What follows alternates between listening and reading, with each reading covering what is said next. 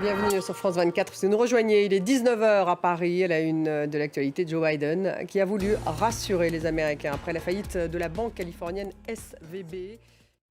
19h10, donc dans une dizaine de minutes. C'est le débat. Il sera consacré à ce sommet AUKUS qui a lieu en ce moment à San Diego, en Californie. Joe Biden, Rishi Sunak, Anthony Albanese, le Premier ministre australien qui concrétise un accord stratégique contre la Chine.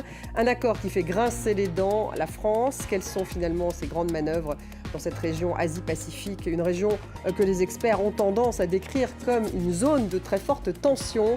Voilà les questions que nous poserons à nos invités dans une dizaine de minutes. Direction tout de suite les États-Unis, où Joe Biden a voulu bien sûr rassurer les Américains après la faillite de la banque californienne SVB. Ils peuvent avoir confiance en un système bancaire solide, a dit le président américain. On fait le point avec Thibault Francesquet. La guerre en Ukraine, à Bakhmout, avec ces combats qui sont toujours acharnés entre les forces russes et les forces ukrainiennes.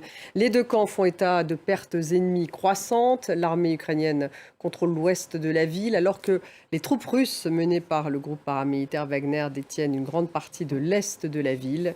Du coup, la rivière Bakhmoutka fait office de ligne de front. Et au Malawi, au moins 66 personnes ont été tuées par le retour du cyclone Freddy, un cyclone qui sévit en Afrique australe. Il suit une trajectoire en boucle rarement observée par les météorologues.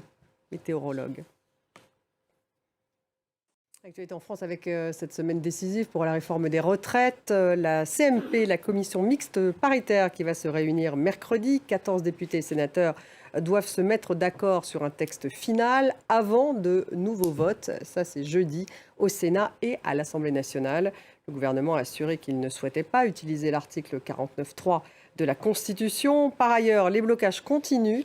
La CGT a appelé à 3 jours d'arrêt de travail dans les ports en France avec une journée port mort, ça sera jeudi.